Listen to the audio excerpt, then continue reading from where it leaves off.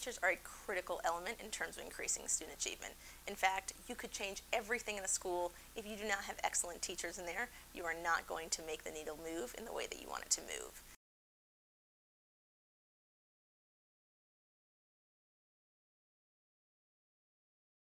And we really believe that you cannot teacher-proof a school. So a lot of people think that if you get the right curriculum, if you train your teachers in a certain way, anybody can do it.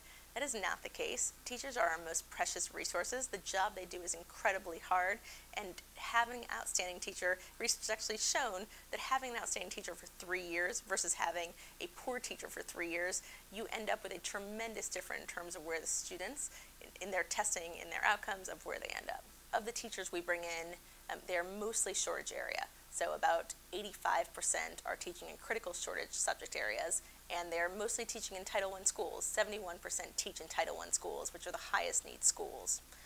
Last year, 66% of all the new special education and math teachers that New York City brought in were teaching fellows. And by now, almost 1 in every 4 teachers that teaches math in the city is a New York City teaching fellow. And we don't think it's any coincidence that we've seen the scores steadily rise in the math area as we have brought in qualified teachers to teach math. That in the past year, there have been reports about New York City test scores dramatically rising in math.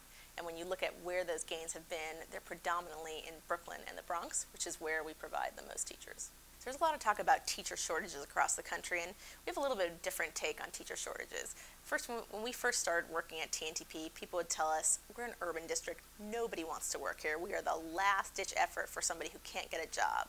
So we started to collect data because we were working in the districts. And one of the things we found was there actually are thousands of people that want to work for these districts. The urban districts, the tough urban districts, they're inspired by the challenge. But the problem is the hiring timeline of these districts is so delayed that they start out with a pretty decent pool of teachers in the beginning of the year.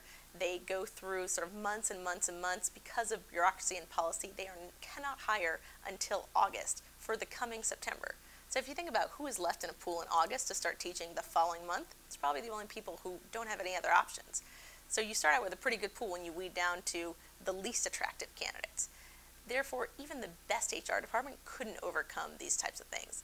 So we think it's critical that you have to ensure that you're removing those barriers from getting those urban districts to hire the best teachers, because there are people who want to teach in those districts.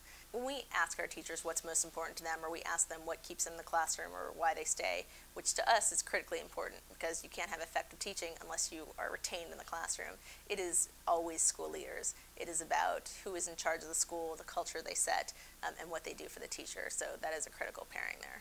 In order to retain your best teachers, first we think it's important at the district level there be somebody who's focused on retention, who feels the accountability to say it's my job to think about how we retain our top teachers in this district. That may not necessarily be by school, but it means keeping them, that talent, in the district.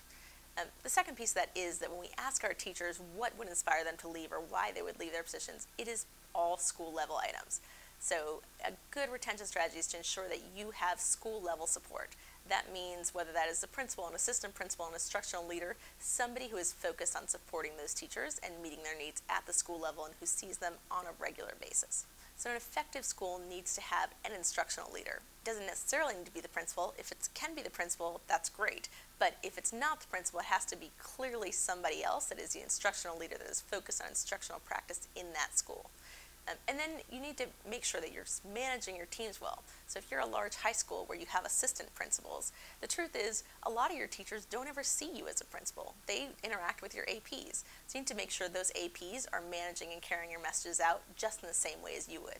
Because if you happen to be great, but your APs are not, you're never going to be able to keep your teachers or run an effective school. We see a lot of our teachers bringing parents into the schools and really tapping into the community. We think the most important thing is to understand the community that you're teaching in. So maybe that means really getting to know the parents and really reaching out to families, or maybe it means being very involved in the community. But it's really key to understand where your students are coming from so that you can understand their challenges and you can help them address those challenges. Parents are one great way to do that, to really invest them in the school, to understand what it is they want for their kids. Because the truth of the matter is, every parent, no matter what background they come from, they want the same things for their kids. We all want that our kids can get an education, to have all the opportunities in the world. I think when you think about a smaller city, it's even more inspiring, because you can count the number of teachers, you can count the number of school leaders. We can do this together if we can focus on the right things and use the right resources and rally the community behind it. I think that is a challenge that we can, in a matter of years, we can make it better and we can actually track the progress.